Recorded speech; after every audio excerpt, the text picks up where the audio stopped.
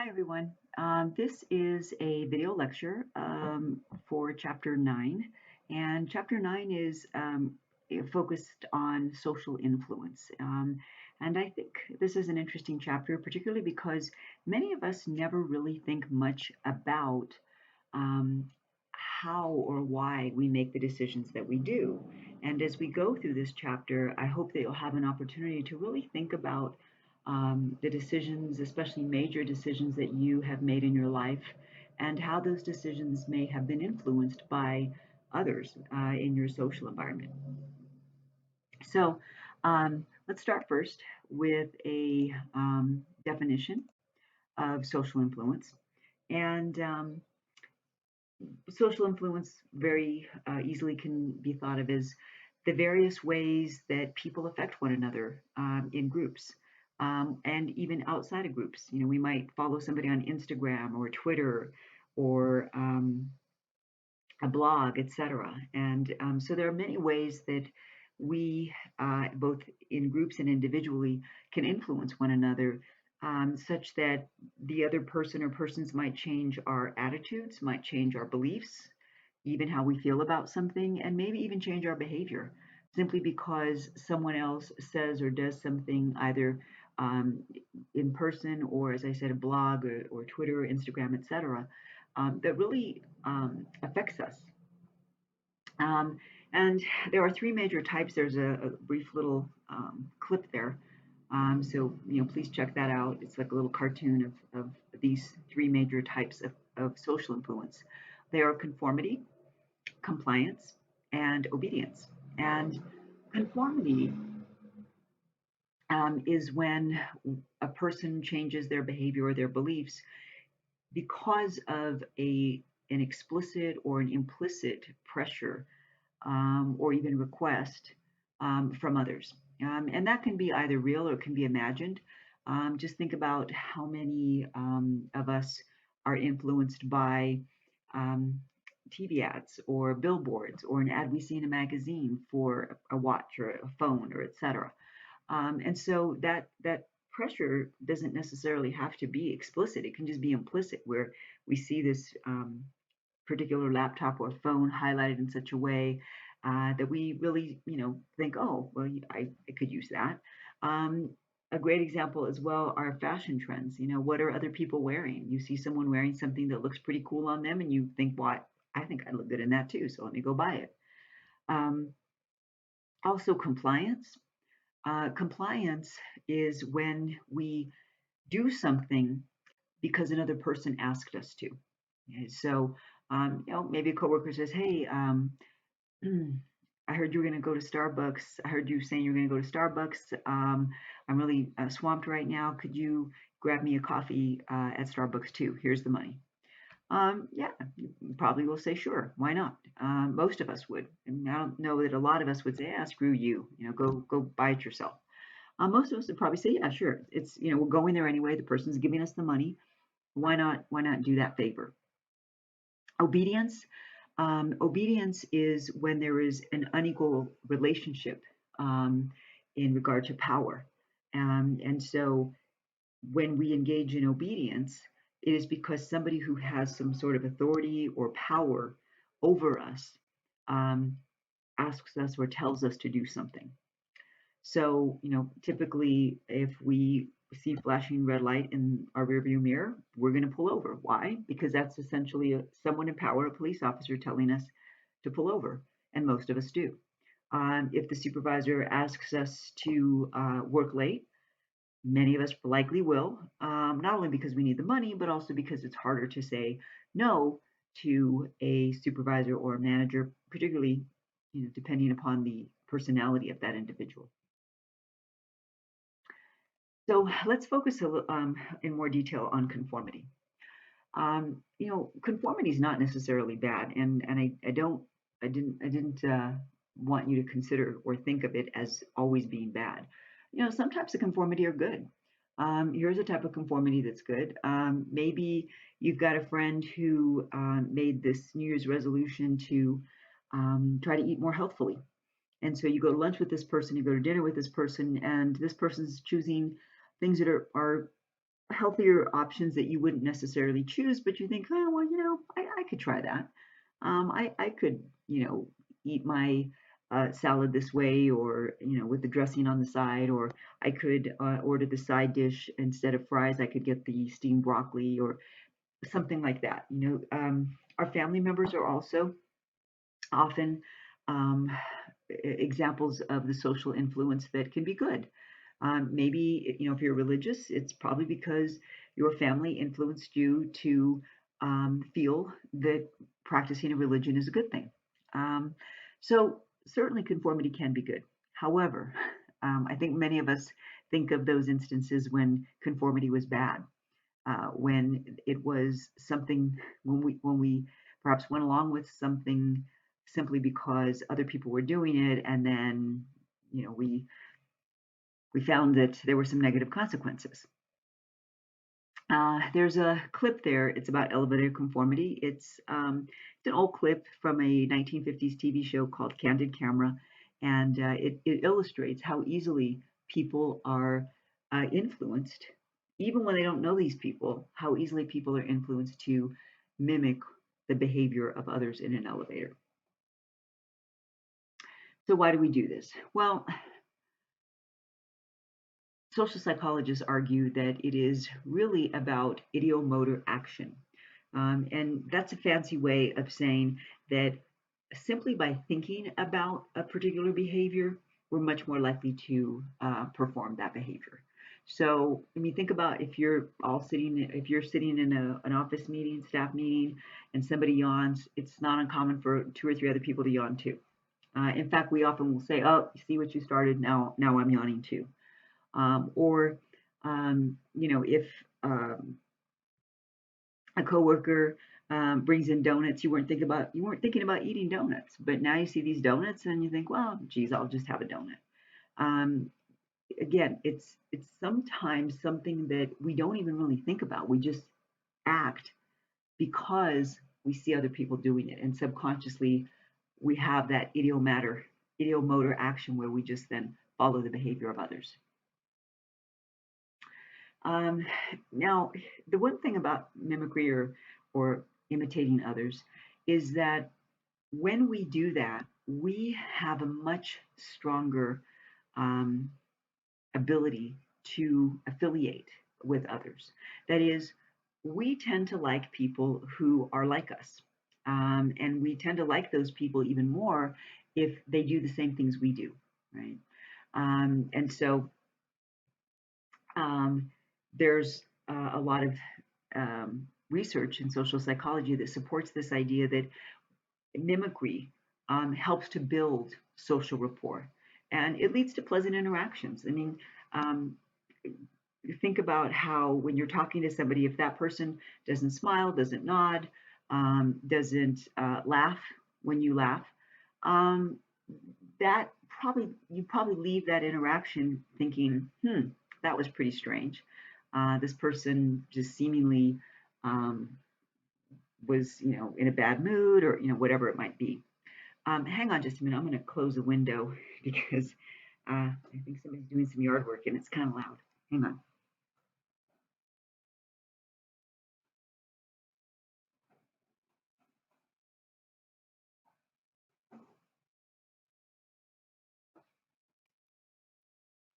All right, back. That's better, I hope. Um, okay, so let's see. Huh. Culture plays a role here too, and that's something we should consider. That how or when we mimic others may be influenced by the kind of culture that we're in. So, for example, in some cultures in particular, I'm thinking here of Latinx cultures, being aware of the emotions and the behaviors of others is often quite important to members of that ethnic group, because that ethnic group tends to be very collectivistic, meaning that members of the group are really focused on people in the group feeling like they're part of the group, that they belong in the group, that they're valued by the group. And so if we see someone who is not, uh, smiling and laughing the way everyone else is at a family gathering, um, someone or others, or maybe even several people at that gathering will approach that person and ask, hey, are you okay? Or how are things going, etc. That is said to be more common in certain cultures than others. And then the idea is in individualistic cultures that's less common. All right, now there is a type of social influence known as informational social influence, and this is the kind of influence that results when we don't have a lot of information about something new in our social environment. And so we listen to what other people are saying or we see what other people do as a way of gathering information so that we can determine what kind of behavior is correct or proper or effective. And so I want you to consider this example because this is something that happened to me when I got to college back in September 1980. I am someone who we never ate out. I'm number seven out of nine kids, and eating out was just not something that my family did for several reasons. One of the big ones being money. But my mother often said that that she cooked better than restaurants. So anyway, I didn't have a whole lot of experience eating around people who were not my family members. And I also grew up in a fairly poor immigrant Mexican family, and so I didn't know proper etiquette. And so, having different forks and knives and spoons, even glasses like water glasses versus wine, I didn't know any of this stuff. And so, the very first time that I went out with a group of people in my freshman year to celebrate someone's birthday on my floor in my dorm. We went to a restaurant. It's called the Chart House. It's it was back then. I don't know if it's still there. Called Half Moon Bay, and it's a one of those nicer restaurants where there are cloth tablecloths and cloth napkins and two forks and two knives and two spoons and two different glasses, one for water, one for wine, and um, I had no idea um, what all of these things were for. And so I found myself being very careful and watching and hoping that nobody was noticing that I was watching to see which fork was used for which plate or which item. And so it quickly became apparent to me that there's one fork for the salad, and once that plate is taken away, there's another fork there, and that's for the main meal. There's one knife for the butter, which you use to butter your bread, and I didn't know that because we didn't have such things. We didn't have butter knives. Um, and two different types of glasses, one for wine and one for water. Obviously, since we were all freshmen, we couldn't drink the wine, and those glasses were removed, but we could drink the water. And so I was able to pick up the at least somewhat the etiquette for how to eat at a higher end restaurant. So, um, informational social influence can be very helpful when we're in those social situations where we've never been in before, where it's an ambiguous situation, and we feel it, and or we feel like we don't have a lot of knowledge about something. Um, Normative social influence. This is a type of influence that comes that occurs when we have a desire to be liked by other people. Okay. So, for example, if you're at work and your boss tells a stupid joke, you probably laugh. Why? Because you want your boss to like you. You don't want your boss to think, oh, what a jerk, you never laugh at my jokes. Um, Also, normative social influence could be when we go to a concert. Um, you know, there are many outdoor concerts, for example, or concerts in general, where most people will sit listening to music and not dancing. And what I have noticed often in concerts is that there might be one person who stands up and starts dancing, and then maybe there might be one or two more. And before you know it, there's like little groups of people that are standing up and dancing. And now and then, when I've been at Hollywood Bowl, people actually there are enough people get the groove that they start actually standing in the aisles and dancing. And so, it's one of those things that I think is whereby people think, okay, everybody's sitting down listening to this concert. I really would like to dance, but nobody else is, and I don't want to look like the weirdo. But once enough people start dancing, then a lot of other people join in. I'll let you take a look at this YouTube video that replicates Ash's original line study, where he was trying to understand how normative social influence occurs.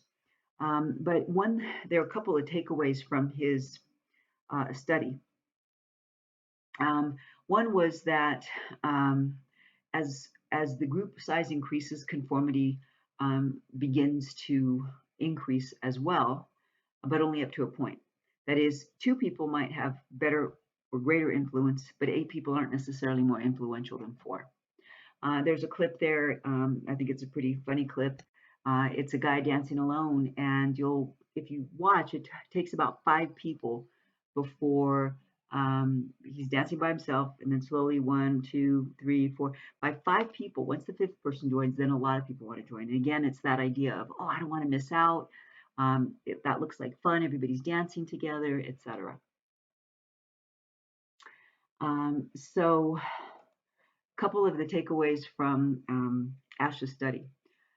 There's more conformity when the group is unanimous. So if there are 6 or 7 or 4 people, whatever it is, and only one person disagrees, that person is more likely to go along with the group. But if there's at least another person who says, well, no, I don't agree with that, then maybe that person's better able to stand his or her ground. Also, having anonymity really does seem to eliminate the normative social influence. That is, if you have to vote on something, but you have to do it by raising your hand, you're much more likely to conform with whatever the group is going toward, the decision the group is going toward making. But if you're able to vote on a piece of paper that you fold up and everybody just tosses in a hat, and then those responses are read openly, then anonymity seems to remove this need for us to feel like, hey, I better agree with everybody else because I want to be liked, or I don't want to be the odd one out. We also tend to give more weight to the information or the social influence that somebody who has a higher status than us, or who perhaps has more information than we do. So, for example, many of us are much more likely to believe a doctor tell us that X is better than Y, but we might not believe our friend as much because our friend's not a doctor. Um, let's see. Ah, I do want to just focus really briefly here on gender. There are studies that seem to support that there's a small tendency for women to conform more than men, but that is largely in regard to the nature of the task. So, for example, men um, are more conform more when the task is more stereotypically female. So here's an example of that. If we think about cooking, for example, women are generally portrayed in commercials and on TV shows as the ones doing the cooking. So when a man is doing the cooking, he may be much more likely to wear, say, an apron. Why? Because in TV shows and in movies, women wear aprons when they cook. Now, there may be some of you out there who wear aprons when you cook, male or female, but I never wear an apron. I've never worn one. It's just not something I do. Although I did grow up with a mother who wore an apron because it's a more typically ethnic thing for Latinx, particularly older women, to do, is to wear an apron. But I've never done it, just never picked up on that. On the other hand, women, let's say they're playing a competitive sport, they may be much more likely to conform to the stereotypes because they're competing in ways that males typically have, but women have not been doing quite as long. Let's see. Let me get here. This is important. Um, I want us to consider, and here are a couple of examples of individuals who, at the time that they were trying to exert social influence, they were in the minority. And so you see there a female suffragette, a Rosa Parks on a bus, and Harvey Milk, who was the first openly gay city council member in San Francisco back in the late 1970s. And so each of these individuals, at the time that they were trying to exert social influence, were in the minority. I mean, very clearly so. However, they were influential. And some of the things that social psychologists say are common in these situations is that if the minority opinion is consistent, that seems to play a role, meaning that if people in a particular minority group, whether they were women suffragettes or people fighting for equality in terms of being able to ride on the bus or eat where they wanted to eat, or even Harvey Milk saying, hey, just because I'm gay doesn't mean I can't serve on the city council. In fact, people like me should serve on the city council. If that opinion is consistent and others in the group also share that same opinion, that is important.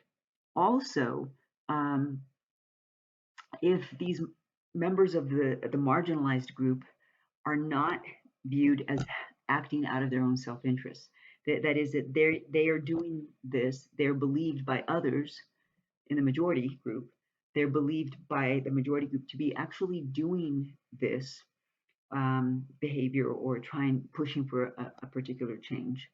They're doing it for a reason that is not purely self-interest, then their opinions will often be given more weight. People may be more willing to consider their ideas or their stances because it appears that these are people who have some degree of integrity.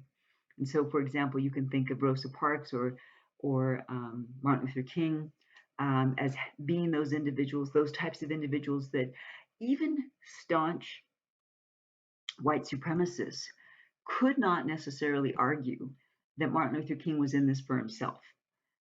Because even he said in one of his speeches, I'm probably not going to see the promised land. I'm probably not going to see a time when people are not judged by the color of the skin. But that doesn't mean that it's not important for me to work toward that. And I think that gave him a level of integrity that people generally respected. Okay, so now enough about social influence. Let's focus on compliance. Or sorry, that was we just finished conformity. So let's focus on compliance. Compliance is when we agree, remember, when we agree to the request of someone else, regardless of the person's status. It could be a friend, could be a significant other, could be a child, um, a work mate, etc. And one type of compliance is when we do something because there's some sort of norm that we should help people. Um, and so, here's an idea. If you go to church, say, or temple or synagogue or mosque, I'm not sure if the others do it, but I know in many churches, there's at some point during the service, there is a point where people are encouraged to give a small donation, some kind of donation. And so many people will give a small donation. There are some churches that will do a second donation. And so, maybe if you gave something small, maybe you feel like, okay, well, I can give another dollar or two. My favorite example is one that happened to me. I am a vegan, as you would know if you read my little description on the syllabus. And so, I love animals, and I there's no way I could not be a vegan because I love animals, and it's nonsensical to me. It's ludicrous for me to say I love animals, but then go around and eat other animals. Why would my cat or my dog be a better animal or an animal more worthy of not being eaten than some other kind of animal? So anyway, one day I was coming out of Whole Foods. This is in California, in the LA area, and I'd heard about the ASPCA, the Association for the Society for the Prevention of Cruelty to Animals. Um, And so, as I was coming out, somebody said, "Hey, you a member of ASPCA?" And I said, "No, I'm not." So, I always listen to the spiel. These people are giving their time. And so I signed up and I gave $10, $10 a month. All right, didn't seem like a big deal. And so then, oh, I don't know, maybe 6, 7 months later, I got a phone call. Somebody calling from ASPCA. Um, hey, you're donating at $10 a month right now. How about we give you $5 a month? How about you increase that by $5? Can you get 15? And I thought, well, yeah, I could do that. It's not that much. $5 more is only $60 more a year. Sure, why not? And then was when the fires in Malibu and a lot of horses and other animals had to be rescued. I got another phone call from the ASPCA asking me if I would increase my donation by $5 or $10 because I'm already giving 15. So I said, okay, yeah, put me down for 20 a month. Again, $5 a month doesn't seem like such a big deal. More recently, this was just last fall, I think it was, I got another phone call. Hey, could you give another $5? Because we've got to rescue animals in other states where they're having floods and tornadoes and whatever. So I said, sure, why not? Another $5. So I'm up to $25 a month now. Now, I'm not saying that that's a lot of money. It's not, and I can clearly afford it, or I wouldn't be doing it. But my point here is that um, it's easy to once somebody. Oh, well, actually, that's an norm of reciprocity. That's this one. Sorry, the example I'm giving is this.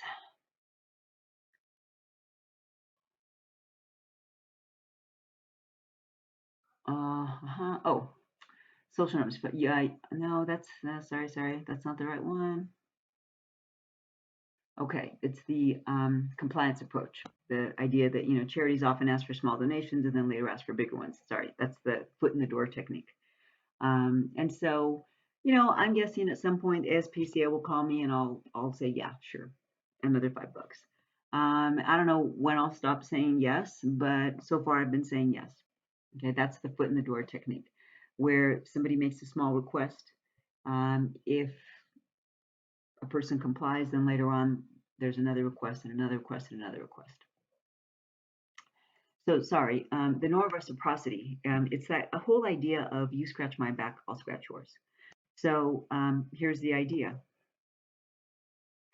Um, I well, how about this?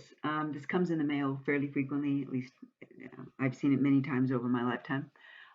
Unsolicited, completely unsolicited. There's a little envelope that comes to you, and it's got either some stickers with your name and address on them, or it's got some other little handy dandy post-it notes with the name of the charity on it. And so this was sent to you completely free out of the blue. And of course, they're asking you for a small donation. Well, um, apparently it works. People feel, well, I got these little labels, or I got this cool notepad, or I got, this other pen, or whatever it is. And so, well, I guess I could give $5, or I guess I could give $10. Again, it's that whole norm of reciprocity. You do something for me, I'll do something for you. And that seems to work pretty well. Otherwise, these charitable organizations wouldn't send us those labels or those pens or whatever post-it pads, whatever else they send us. There's also the reciprocal concessions technique. Um, that's when a big favor is asked, and you almost know that people are going to say no. So then you ask them for something much smaller, And that seems to the person like, well, that's a concession. I didn't buy the $25 raffle ticket, but I can buy the I can buy the $2 chocolate bar. Okay, that's the reciprocal concessions technique, and it works pretty well. You ask for something, but hey, I'm selling raffle tickets. Will you buy a $25 raffle ticket? Nope, sorry, I can't do that. Okay, well, I'm selling chocolates. Could you buy a chocolate bar for $2? That that seems pretty reasonable. So you think, well, okay, sure, I'll buy the chocolate bar, even though maybe you don't eat chocolate, you don't like that kind of chocolate. Um, it's that feeling of, well, that person compromised with me, so I'm going to compromise with this person. All right. So, and then there's, of course, our emotion-based approaches. Um, it's better to ask people to do something when you know they're in a good mood, when they're in a positive mood. Because when people are in a positive mood, they're much more quick to say yes to something. I mean, think about it. The last time we were at work, or we were talking to a friend and we were happy, and oh yeah, hey, can you take me to the airport in a couple weeks when I go? Oh yeah, yeah, sure, I'll take you to the airport. And then the day that you're supposed to go take this person to the airport, maybe you're stressed, you got papers to write, you've been working from home, etc. And you think, gosh, man, I wish I hadn't said yes to this person. And you start maybe even thinking about, well, how can I get out of it? How can I make up a story that my car isn't working, or that my kid is sick, or whatever it might be. All right, let's see. So let's take a look at descriptive and prescriptive norms. Um, Descriptive norms tell us what most people do. Okay, so an example of that would be commercials that tell us, 4 out of 5 dentists recommend this, or 9 out of 10 people prefer this car, or 7 out of 8 people prefer this restaurant. That tells us what most people like, what most people prefer. And for a lot of people, that may be enough to influence them, just enough so that they try that themselves. Prescriptive norms tell us how we're supposed to behave in a particular context. So it's also known as an injunctive norm. So, for example, a prescriptive norm is that we are supposed to be quiet and have a certain degree of reverence when we go into a religious edifice building. Um, there's a video here, maybe 4 or 5 minutes long, that highlights Milgram's famous study. This is the study I'm sure many of you know, whereby Stanley Milgram, ordered people to um, give shocks to these Confederates that were working with Milgram, but these people didn't know it. They just kept giving shocks and kept giving shocks and kept giving shocks. Um, why did they do it? Uh, well, many people said, well, I didn't want to, but the researcher told me that I had to. And he's wearing a white lab coat and he's the one in charge. And so I did it because the researcher told me to. Even though I felt bad that I was harming someone else, even though they weren't really, they didn't know that. But it was something that, this authoritative person's asking or telling you to do something, you feel like you got to do it. Now we see this, of course, in the real world. Nazi Germany is probably a really good example. Ethnic cleansings, the Abu Ghraib prison abuses are great examples, I think, of how that can work. All right, and another reason for why people sometimes do things that they would not otherwise, but for somebody in authority telling them to, is that they believe that, well, I'm absolved of responsibility. In fact, Milgram did say in the experiment, well, look, I'm taking responsibility for this. You must continue to give the electrical shocks. So for many people, it was this idea that, well, I didn't have a choice. I was being ordered to do this, and so therefore, I'm not responsible for this. All right, so that's pretty much chapter 9. And I'll leave it with that.